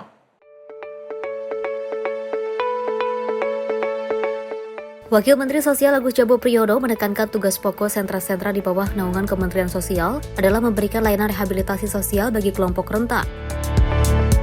Ia pun mendorong seluruh sentra terpadu dan sentra yang ada untuk memaksimalkan kegiatan pelayanan sebagai gerakan memakmurkan sentra dan juga menjadi pusat layanan yang unggul. Hal itu disampaikan saat memberikan arahan dalam rapat pemantauan kinerja sentra lingkungan Direktorat Jenderal Rehabilitasi Sosial yang digelar di Sentra Terpadu Pangudi Luhur, Bekasi, Jawa Barat pada Rabu 26 Agustus 2026. Agus Jabo menjelaskan Presiden Prabowo Subianto memiliki sejumlah program prioritas untuk membantu masyarakat yang masuk kelompok rentan maupun miskin. Kemensos pun juga berperan sebagai penopang atau pendukung dalam melaksanakan program-program prioritas. Kemensos membagi kelompok rentan karena faktor ekonomi dan sosial itu ke dalam 12 penerima atensi sosial. Rinciannya yakni anak-anak rentan, kelompok difabel, lansia terlantar, masyarakat berpendapatan rendah, korban bencana, afirmasi khusus warga binaan, korban kekerasan, korban nafsa, dan juga HIV/AIDS, mereka yang bermasalah sosial, perempuan rentan, dan fakir miskin. Agus Jabo mengatakan dalam memberikan layanan rehabilitasi sosial yang tepat sasaran, dibutuhkan data akurat yakni data tunggal sosial ekonomi nasional sebagai pedoman. Para kepala sentra pun diajak untuk bersinergi dengan berbagai stakeholder terkait dalam pelaksanaannya. Tim redaksi Simpo TV melaporkan. Wakil Menteri Dalam Negeri Ahmad Wiyagus menitipkan 4 pesan kepada mahasiswa Universitas Tadulako, Sulawesi Tengah untuk ikut mempercepat penuntasan tuberkulosis atau TB. Mahasiswa dinilai memiliki peran strategis mulai dari lingkungan keluarga, kampus, hingga masyarakat di pedesaan. Salah satunya dengan menjadi agen screening TB di lingkungan keluarga serta mendampingi pasien.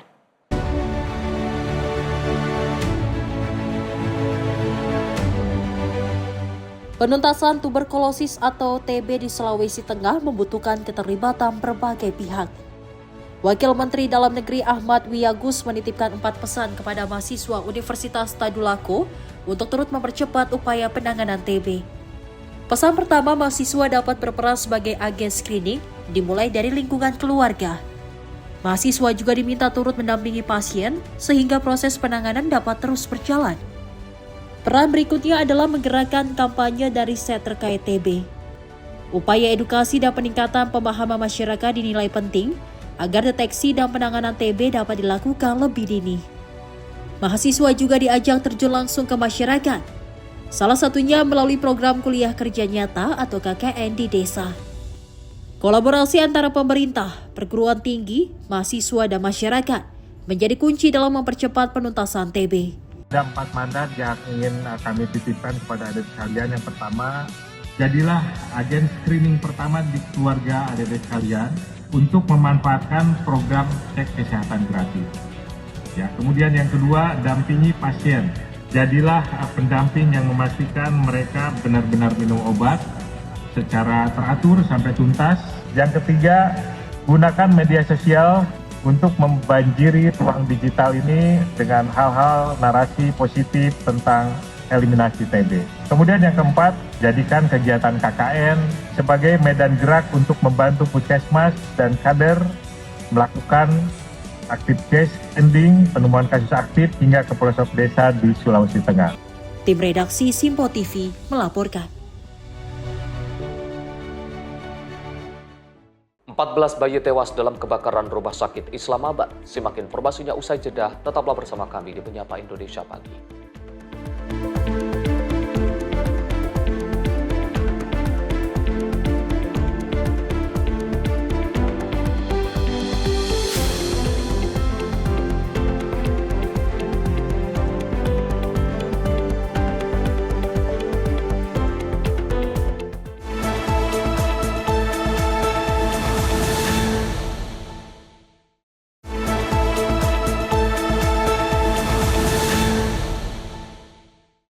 Terima kasih pemirsa, Anda masih bersama kami dan kita lanjutkan informasinya. Pemirsa, banjir bandang menerjang sejumlah wilayah di Nepal menyebabkan kerusakan luas dan menelan puluhan korban jiwa. Hingga kini ratusan orang masih dilaporkan hilang termasuk ratusan turis yang tengah berada di kawasan terdampak. Rekaman memperlihatkan derasnya arus banjir yang menerjang sejumlah wilayah di distrik Nuwakot, Nepal. Bangunan terlihat tergenang lumpur sementara sejumlah infrastruktur mengalami kerusakan parah akibat terjangan air. Helikopter juga terlihat diterbangkan di atas wilayah terdampak. Banjir bandang terjadi pada Rabu pagi 26 Agustus 2026 dan menerjang Timure serta Syabrubesi di Rasua, wilayah yang dihuni sekitar 50.000 orang. Arus banjir kemudian bergerak ke hilir, melintasi Nuwakot hingga mencapai wilayah Dading. Sampai saat ini tercatat 98 orang dilaporkan tewas dalam bencana ini. Sementara itu, sekitar 400 turis yang sebagian besar merupakan warga negara asing masih dinyatakan hilang. Pasar, rumah warga, jalan, jembatan, serta sejumlah infrastruktur lain rusak atau tersapu banjir. Proyek pembangkit listrik tenaga air juga dilaporkan terdampak. Petugas masih melakukan pendataan untuk memastikan skala kerusakan dan jumlah korban secara keseluruhan. Angkatan Darat Nepal, Kepolisian Nepal, serta Angkatan Polisi bersenjata diterjunkan untuk melakukan operasi pencarian dan penyelamatan. Sejumlah helikopter militer dan tim medis juga dikerahkan untuk membantu evakuasi, serta memberikan pertolongan kepada warga terdampak. Sementara itu, Departemen Hidrologi dan Meteorologi Nepal menyatakan, curah hujan deras di Rasuwa tidak terlihat menjadi penyebab utama bencana. Sejumlah ahli menduga gempa bumi yang terjadi sebelum banjir telah memicu longsoran es dan batu dalam skala besar. Material tersebut diduga kemudian memicu aliran banjir yang bergerak dengan cepat ke wilayah di bawahnya. Hingga kini proses pencarian dan penyelamatan masih terus dilakukan. Sementara petugas berupaya menjangkau wilayah-wilayah yang terputus akibat rusaknya jalan dan jembatan. Tim redaksi Sinpo TV melaporkan. Pemirsa, 14 bayi dilaporkan tewas setelah kebakaran melanda bangsal ginekologi dan juga obstetri Institut Ilmu Kedokteran Pakistan di Islamabad. Insiden terjadi pada Rabu pagi dan memicu pengerahan petugas pemadam kebakaran, polisi, serta ambulan. Polisi dan pasukan keamanan terlihat berada di lokasi kejadian bersama sejumlah mobil pemadam kebakaran dan ambulans. Jendela-jendela yang pecah terlihat di gedung, sementara warga dan keluarga pasien berkumpul di luar rumah sakit. Saksi mata Muhammad Wali mengaku berusaha memasuki gedung untuk membantu orang-orang yang terjebak di dalam.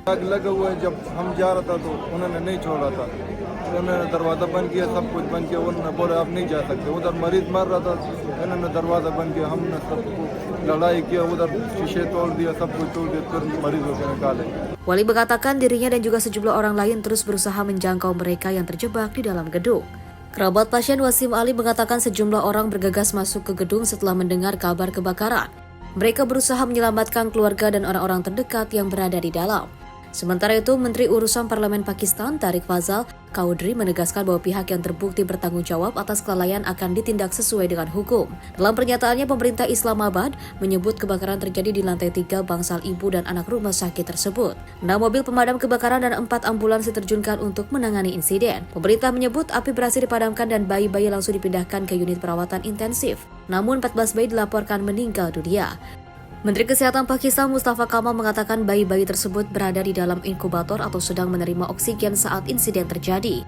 Menurut keterangan Menteri, kebakaran terjadi sekitar pukul 6.45 waktu setempat, diduga setelah sebuah pendinginan udara meledak di dekat tabung oksigen. Perdana Menteri Pakistan Shehbaz Sharif telah memerintahkan penyidikan untuk segera.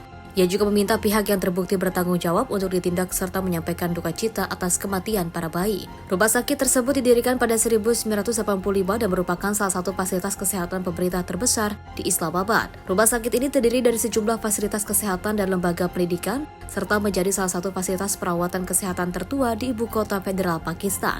Tim redaksi Sinpo TV melaporkan.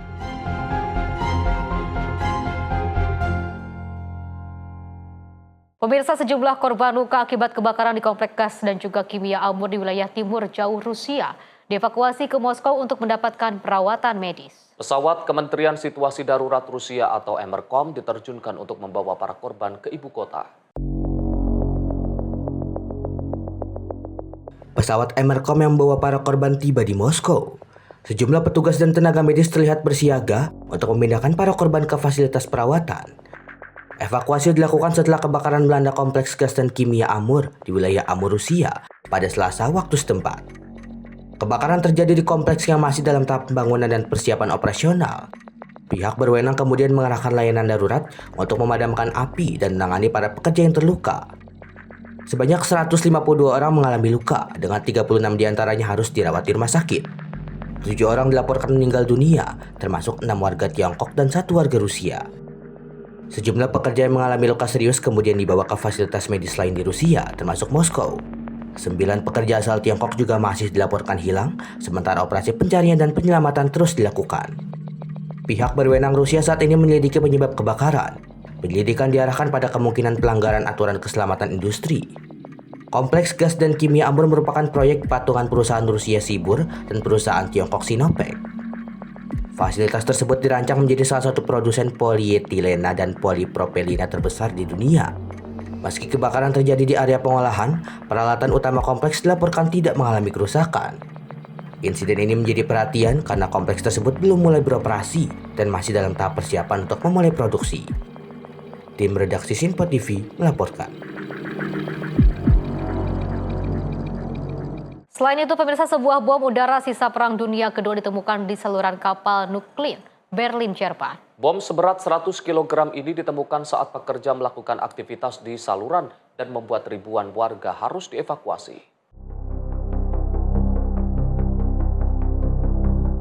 Rekaman memperlihatkan petugas kepolisian menjaga area yang telah disegel sementara alat berat diterjunkan ke saluran untuk mendukung proses penanganan bom. Warga terlihat menyaksikan dari kejauhan saat petugas berupaya mengamankan lokasi penemuan. Juru bicara kepolisian Berlin Martin Halweg mengatakan bom ditemukan sekitar pukul 10 lebih 40 menit saat pekerja melakukan pekerjaan di saluran. Bom tersebut akan dijinakkan di lokasi penemuan. Untuk mengantisipasi risiko, petugas membentuk zona steril dengan radius 500 meter dari titik penemuan. Sekitar 5.600 rumah tangga terdampak kebijakan evakuasi tersebut. Lebih dari 200 personel kepolisian bersama petugas darurat diterjunkan untuk memastikan warga meninggalkan area. Petugas juga mendatangi rumah-rumah dan menggunakan kendaraan dengan pengeras suara untuk menyampaikan peringatan evakuasi. Pemerintah distrik setempat menyiapkan tempat penampungan darurat di Sekolah Adolf Reichwein di Bohmische Straße. Sekitar 200 tempat disediakan bagi warga yang tidak dapat mengungsi ke rumah keluarga, teman, atau kerabat. Petugas terus mengamankan area sementara persiapan penjinakan bom dilakukan. Penemuan bom seperti ini bukan hal yang langka di Berlin. Lebih dari 80 tahun setelah berakhirnya Perang Dunia Kedua, bom dan amunisi yang belum meledak masih kerap ditemukan, terutama saat proyek pembangunan dan penggalian tanah dilakukan di berbagai wilayah kota. Tim redaksi Sinpo TV melaporkan. Pemirsa, Bandara Internasional Matekana di Pereira, Kolombia kembali melanjutkan sebagian operasional domestik dan internasional. Bandara ini kembali beroperasi setelah ditutup selama 2 pekan akibat kerusakan yang ditimbulkan gempa bumi magnitudo 7,4. Sejumlah pesawat terlihat melaju di landasan pacu menandakan aktivitas bandara telah kembali berjalan normal. Penyangga terlihat dipasang di sepanjang bagian atas fasad bangunan untuk menutup area yang mengalami kerusakan akibat gempa. Kerusakan pada area terminal menyebabkan saat ini hanya 2 dari 6 pintu keberangkatan yang dapat digunakan. Operasional bandara untuk sementara dipusatkan di lantai dasar, sementara perbaikan atap di lantai 2 masih berlangsung. El día de hoy, 26 de agosto del año 2026, tenemos programados entre entradas y salidas 10 vuelos. Gradualmente se irán realizando las aperturas y aumento de estos vuelos, ya que por las reparaciones y las refacciones que tenemos dentro de la terminal aérea, en este momento debemos arrancar paulatinamente con esta cantidad de vuelos. La idea es finalizar esta semana en un promedio entre 15 a 18 vuelos diarios para poder aumentar nuestra población de usuarios que van a salir y a entrar por el Aeropuerto Internacional Matekana. Jumlah penerbangan akan ditingkatkan secara bertahap seiring dengan berlanjutnya proses perbaikan di terminal. Sejumlah penumpang mulai tiba di Pereira setelah bandara kembali dibuka. Gempa bumi yang juga mengguncang Kolombia pada 10 Agustus menimbulkan korban dan kerusakan besar. Berdasarkan data resmi, 331 orang tewas dan 4.449 orang mengalami luka-luka. Kerusakan material juga meliputi 33.299 rumah hancur, sementara 186.233 rumah lainnya mengalami kerusakan. Dibukanya kembali Bandara Matekana diharapkan dapat membantu memulihkan aktivitas transportasi dan juga mempermudah masyarakat untuk kembali ke daerah terdampak. Tim redaksi Sinpo TV melaporkan. Pemirsa, sekitar 1.800 orang bersatu menarik kastil berbobot 360 ton di Jepang. Menggunakan teknik tradisional, mereka berhasil menggeser menara utama kastil Hirosaki sejauh lebih dari 2 meter menuju lokasi aslinya. Tali-tali tebal ditarik bersama-sama oleh puluhan orang. Diiringi tabuhan genderang, menara kastil perlahan bergerak di atas rel yang terpasang di bawah bangunan. Dalam kelompok sekitar 80 orang, para peserta serempak menarik tali sambil meneriakan sore-sore. Pada Sabtu lalu, kastil bergerak sejauh 1,13 meter. Kemudian 1,9 meter lagi berhasil digeser pada hari Minggu. Proses pemindahan menggunakan hikiya, teknik tradisional Jepang untuk memindahkan bangunan secara utuh tanpa harus membongkarnya terlebih dahulu. Sistem hidrolik juga digunakan untuk mengangkat dan menggeser bangunan. Dalam prosesnya, menara kastil perlahan terangkat dari pondasi sebelum kembali bergerak menuju lokasi asalnya. Pemerintah kota Hirosaki memilih metode ini karena menara kastil merupakan properti budaya penting yang ditetapkan secara nasional. Antusiasme warga untuk ikut dalam aksi ini juga sangat besar. Sekitar 8.000 orang mendaftar, namun hanya 1.800 orang yang mendapatkan tempat untuk ikut menari kastil. Peserta datang dari berbagai wilayah Jepang, bahkan dari luar negeri. Menara utama Kastil Hirosaki sebelumnya dipindahkan dari pondasi batunya pada 2015 untuk memungkinkan perbaikan pada dinding di bawahnya. Sebanyak 2.185 batu pondasi kemudian dikembalikan ke posisi semula. Pembangunan kembali pondasi pun selesai pada Desember 2024. Sekitar 4.100 orang dijadwalkan ikut membantu menarik kastil sejauh total 5 meter secara manual hingga akhir Agustus. Setelah itu, mesin akan digunakan untuk memindahkan sebagian besar sisa jarak 73 meter. Proses pengembalian menara kastil ke posisi semula ditargetkan selesai pada akhir 2026. Kastil Hirosaki selesai dibangun pada 1611, namun menara utama aslinya hancur terbakar. Menara 3 lantai yang berdiri saat ini dibangun pada 1810. Menara tersebut menjadi salah satu dari hanya 12 menara utama kastil asli yang masih bertahan di Jepang. Menara tersebut menjadi salah satu dari hanya 12 menara utama kastil asli yang masih bertahan di Jepang. Tim redaksi Sinpo TV melaporkan. Informasi lainnya, pemirsa, ribuan muslim memadati jalanan Hyderabad, India untuk memperingati Maulid Nabi Muhammad. Perayaan diisi prosesi keagamaan yang menjadi salah satu agenda terbesar di kota tersebut.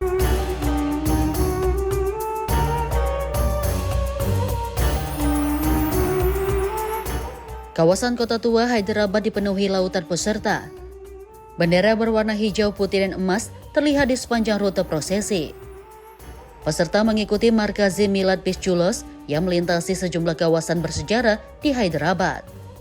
Sejumlah peserta menyebut perayaan ini juga menjadi momen untuk menyampaikan pesan perdamaian dan kerukunan antar umat beragama.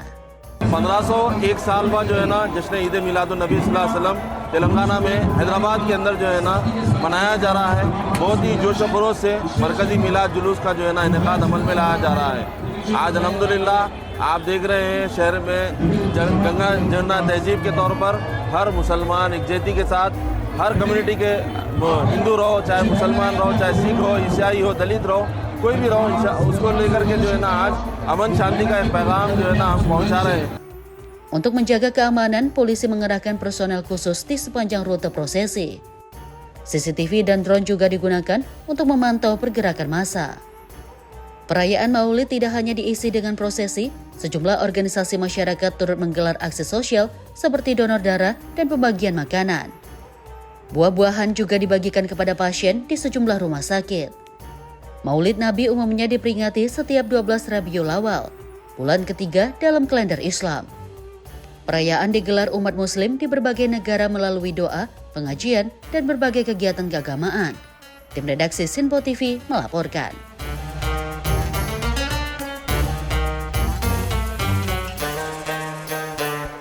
Pemirsa, penggalian arkeologis di tempat suci Santa Rosa de Lima, Peru mengungkap 6 makam manusia utuh. Para peneliti juga menemukan sisa-sisa rumah sakit Roh Kudus yang diperkirakan berdiri sejak abad ke-16. Rekaman video menunjukkan proses penggalian di area taman tempat suci Santa Rosa de Lima. Sejumlah sisa kerangka manusia, pecahan bejana, serta lantai tua ditemukan di lokasi. Koordinator tim arkeologi Pro 5, Ernesto Olazo, mengatakan temuan tersebut berada di sekitar 70 cm di bawah permukaan kota saat ini.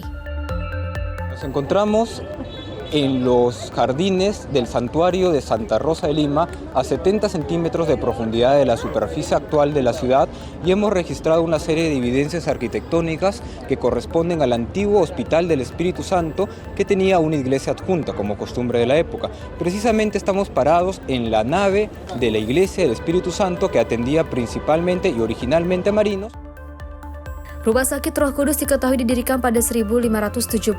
Fasilitas tersebut memiliki kapasitas hingga 70 tempat tidur dengan sekitar 30 hingga 40 tempat tidur digunakan secara bersamaan. Dari hasil penggalian, tim arkeologi telah menemukan 6 makam utuh. Sisa-sisa kerangka ditemukan dalam posisi telantang dengan tangan di bagian dada atau sejajar dengan tubuh. Para peneliti juga menemukan ossuary atau tempat untuk menyimpan sisa-sisa kerangka yang diduga digunakan ketika ruang pemakaman dan ruang bawah tanah rumah sakit sudah penuh. Meski pada awalnya rumah sakit tersebut melayani para pelaut pria, analisis awal menunjukkan salah satu jenazah yang ditemukan merupakan perempuan. Peneliti menilai fungsi rumah sakit kemudian berkembang dan melayani masyarakat yang lebih beragam. Rumah sakit ini disebut memiliki sistem pelayanan kesehatan yang menyerupai sistem asuransi pada masa kini. Temuan lain berupa lantai batu bulat dengan motif bunga 6 kelopak yang ditemukan di dekat bekas pintu masuk rumah sakit. Tim juga menemukan pecahan ubin Valencia yang diperkirakan berasal dari abad ke-18. Para arkeolog juga menyebut situs ini memiliki keterkaitan dengan periode kehidupan Santa Rosa de Lima. Masa hidup Santa Rosa disebut beririsan dengan periode berdirinya rumah sakit tersebut pada akhir abad ke-16. Kini para peneliti berupaya mengungkap tata letak lengkap bangunan rumah sakit dan gereja Roh Kudus. Mereka juga meneliti perubahan kawasan tersebut sebelum berdirinya gereja Santa Rosa de Lima yang ada saat ini. Tim redaksi Simpo TV melaporkan. Pemirsa, seorang pria dianiaya sejumlah terduga pelaku pengedar narkoba di Kota Solok, Sumatera Barat. Korban dianiaya setelah melaporkan adanya aktivitas dugaan peredaran narkoba. 2 dari 3 terduga pelaku berhasil diamankan petugas Satreskrim Polres Solok dan Polres Darmasraya.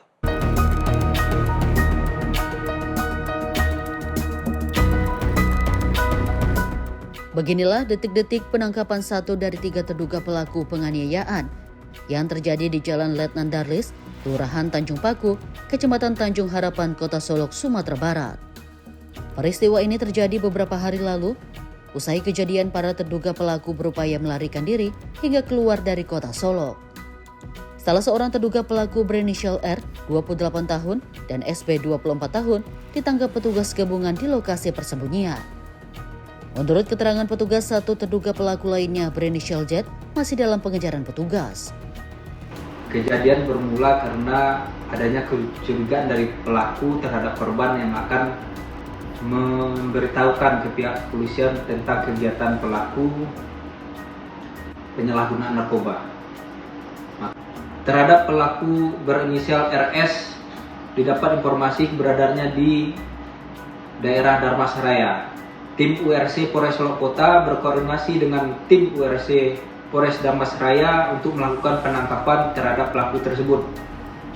Terhadap pelaku RS berhasil diamankan dan dibawa ke Polres Solok Kota untuk proses lebih lanjut.